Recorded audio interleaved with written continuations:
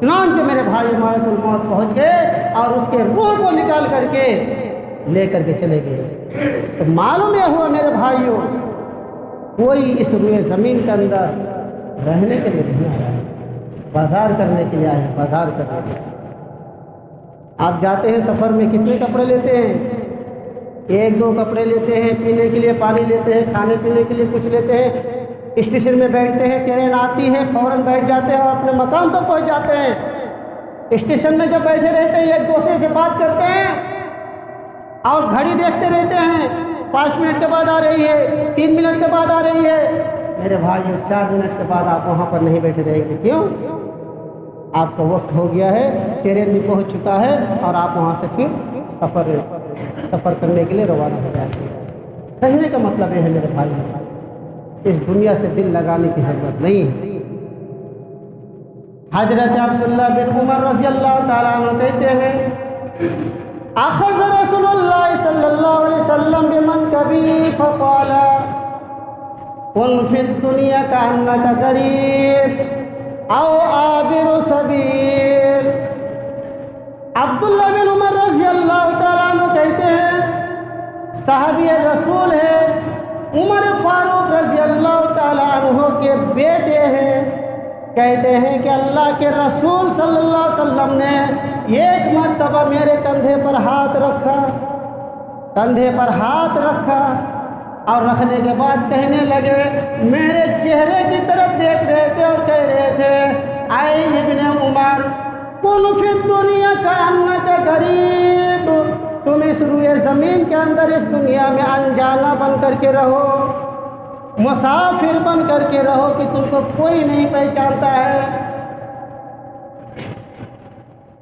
اس کے بعد عبداللہ بن عمر کہتے ہیں، اذا امسیت فلا تنتظر المساء واذا اصبحت فلا تنتظر المساء، جب تم صبح کرو تو شام کا انتظار نہ کرو، اور جب شام کرو تو صبح کا انتظار مت کیا کرو۔ نہیں کر سکتے، ابھی صبح ہے، ابھی دوپہر کا وقت ہے، وہی انسان نہیں کہہ سکتا ہے کہ ہم شام تک بچ سکتے ہیں، نہیں۔ اسی لیے عبداللہ بن عمر کہتے تھے کہ جب تم صبح کیا کرو تو شام کا انتظار مت کیا کرو، نیک اعمال کرتے رہا کرو، اچھے اعمال کرتے رہا کرو۔ تم کہہ نہیں سکتے کہ تمہاری موت کی گھنٹی کب آ جائے گی، کب پہنچ جائے تمہارے پاس ملک الموت اور تمہارا انتقال ہو جائے۔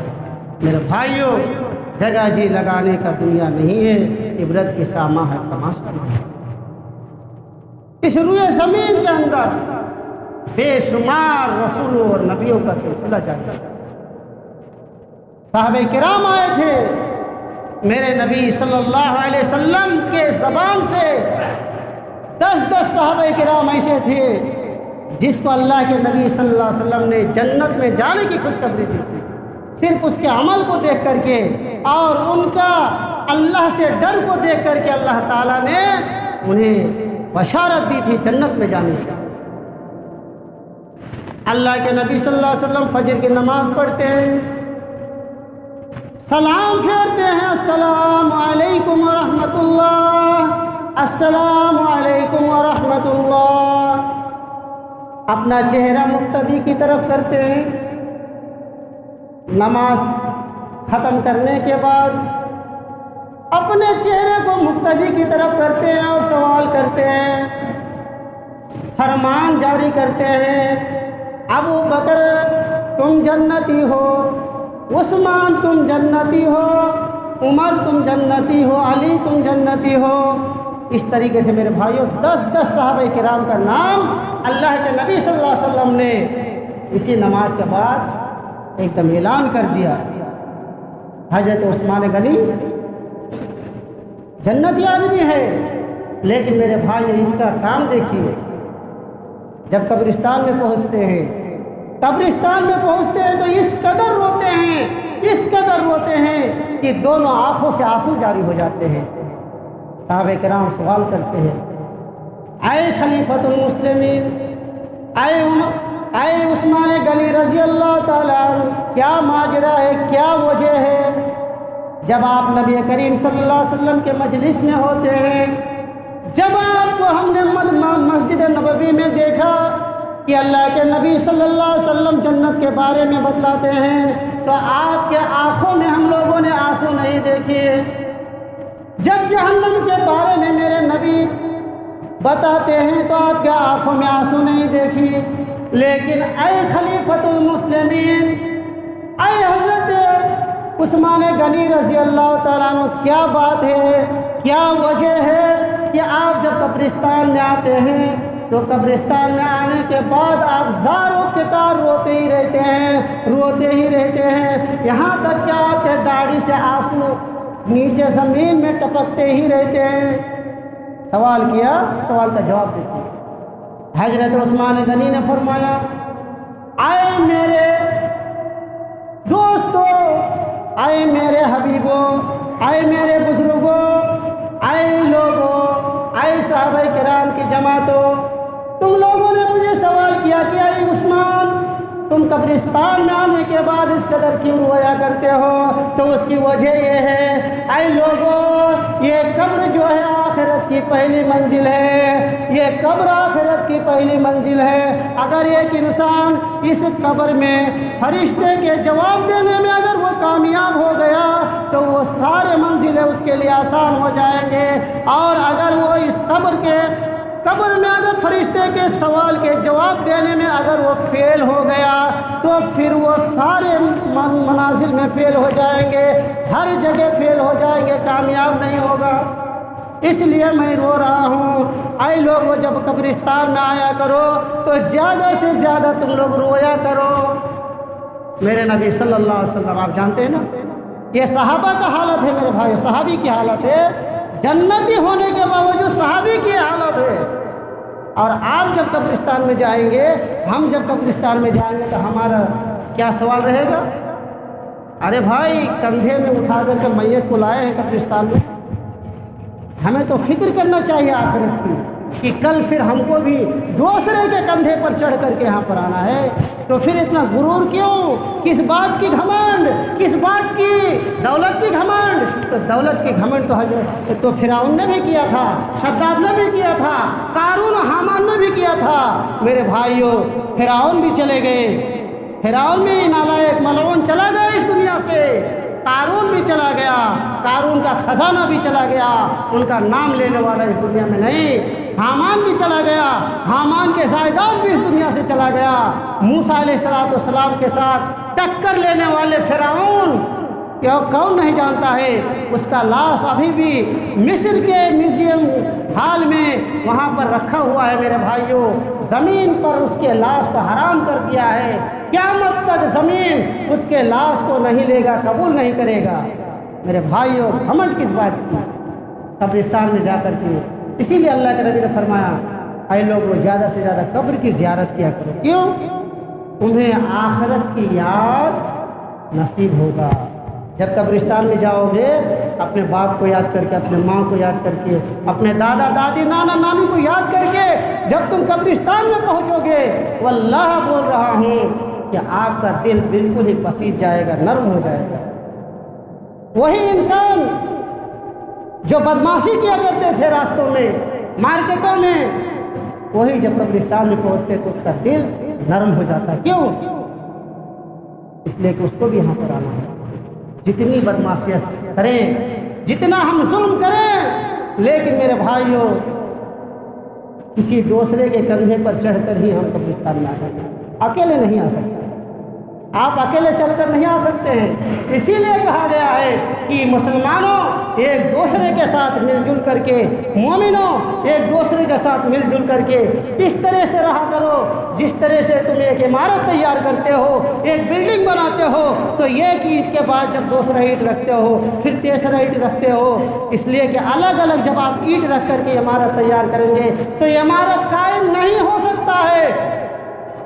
اسی طریقے سے اگر مسلمانوں الگ الگ رہو گے، عمارت قائم نہیں ہوگی، تمہارا ایمان کمزور ہو جائے گا، دشمنان اسلام تم پر ٹوٹ پڑیں گے، جس طرح سے یہ بھوکا آدمی دسترخوان میں ٹوٹ پڑتا ہے کھانے کے لیے، اسی طریقے سے مسلمانوں کے اوپر پورے دنیا کے دشمن حکمراں آج مظالم جو مسلمانوں کے اوپر ہمارے ہندوستان میں کبھی مسجدوں سے مائک کو اتارا جا رہا ہے، کبھی مسجد کے وضو خانے کے فوارے کو شیو لنگ بتایا جا رہا ہے۔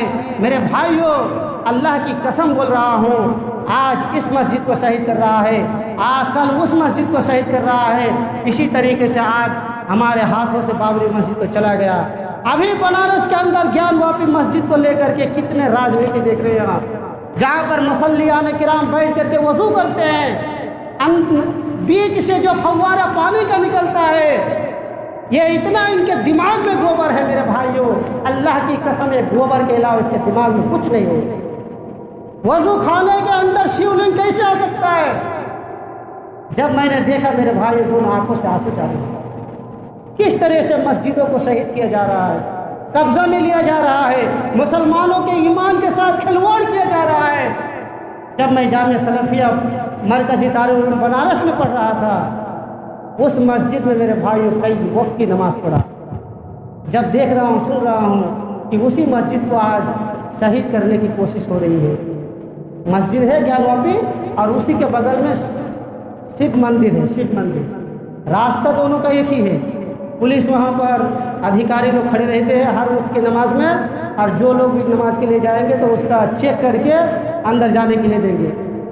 کئی وقت کی نماز، ظہر اور عصر کی نماز بہت بار پڑھا ہوں، لیکن میرے بھائیوں، بادشاہ کی مسجد ہے پہلی زمانے کی، وہاں مفتی شہر بنارس کا جو مفتی ہے وہ وہاں کے امام ہیں، الحمدللہ اتنے دن سے نماز پڑھتے آ رہے ہیں، اور اچانک اس مسجد کو قبضہ میں کر لیا گیا اور رائے سنا رہے ہیں، آپ تو دیکھ ہی رہے ہیں، اتنا غلط رائے دے رہے ہیں۔ اللہ تعالیٰ اس مسجد کی حفاظت فرمائے، ہمارے مسلمان کی حفاظت فرمائے۔ ہم جہاں کہیں بھی رہے، مسلمانوں ایک مضبوط ایک دم قلعہ بن کر کے ہم رہے کہ اگر کوئی گولی بھی مارے تو ہم اپنے جسم میں گولی لینے کے لیے تیار ہیں، لیکن ہم مسجد کو شہید نہیں کرنے دیں گے۔ اپنے مسجد کی بھی آپ حفاظت کیجئے۔ آپ الحمدللہ یہ عالی شان اچھا بہت بڑا مسجد بھی بنائے ہیں، یہاں تو بہت چھوٹی مسجد تھی، وہاں پر دیکھا تھا، آج میں جب آیا پہلی بار تو دیکھا اتنی بڑی مسجد، دل سے دعا نکل رہی ہے کہ گاؤں والے نے کتنے محنت کر کے، کتنے پیسہ خرچ کر کے اتنے اچھے مسجد بنائے ہیں۔ میرے بھائی، آپ لوگوں سے گزارش ہے کہ آپ لوگ اس مسجد کا حفاظت کریں، مسجد کی حفاظت کریں میرے بھائی۔ اپنے گھر کی جس طرح آپ حفاظت کرتے ہیں، اپنے بال بچوں کی جس طرح آپ حفاظت کرتے ہیں، میرے بھائیوں، مسجد کی حفاظت کرنا بالکل ضروری ہے۔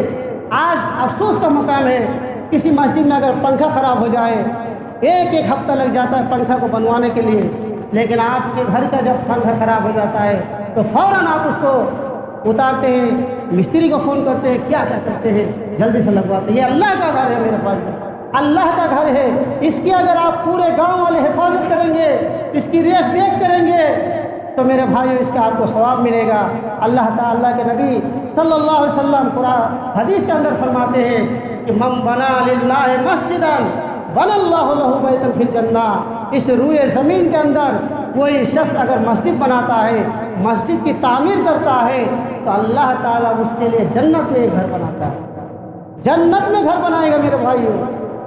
اور ایک دوسری حدیث میں، بخاری شریف کی حدیث ہے کہ اگر کوئی انسان بڑا مسجد نہیں، اس کے پاس میں نہیں تھا، پیسہ کم تھا، یا پھر کسی وجہ سے چھوٹا مسجد بنایا، بہت چھوٹا، کوئی مسلمان کچھ آبادی ہے، مسلمانوں کی آبادی ہے لیکن مسجد نہیں ہے، اگر کوئی سیٹ کھڑے ہو کر کے کہا کہ اس گاؤں میں مسجد میں جتنا پیسہ خرچ ہوگا ہم اپنے جائیداد سے خرچ کریں گے، اللہ کے نبی فرماتے ہیں اگر کسی انسان نے ایک چھوٹی سی بھی مسجد بنا دی، تعمیر کر دی، تو اللہ تعالیٰ اس کے لیے بھی جنت میں ایک بڑا گھر بنائے گا، جنت میں ایک مقام بنائے گا۔ میرے بھائیوں، آپ لوگوں سے گزارش ہے کہ فکر آخرت زیادہ زیادہ کیا کیجیے، آخرت کی فکر کیا کیجیے میرے بھائیوں۔ اس دنیا میں ہم لوگ ہمیشہ رہنے کے لیے نہیں آئے ہیں، اس دنیا میں ہم لوگ بازار کرنے کے لیے آئے ہیں، ہم مسافر ہیں، ہمارے مرنے کے بعد ہمیں کوئی یاد نہیں کرنے والا ہوگا۔ اگر ہم اچھے بن کر کے مریں گے تو ہمارے پیچھے کے لوگ ہمیں یاد کریں گے، اور اگر ہم کسی کے اوپر ظلم کر کے مریں گے، کسی کے جائیداد کو دخل کر کے مریں گے، کسی کے اوپر ہم اگر اتیاچار کر کے مریں گے، تو میرے بھائیوں اس دنیا میں بھی رسوائی اور آخرت میں بھی رسوائی ہوگی۔ یہی چند کلمات کہہ کر کے میں اپنی تقریر کو ختم کر رہا ہوں۔ اقول قولی ھذا استغفر اللہ لی ولکم ولسائر المسلمین من کل ذنب واتوب الیہ۔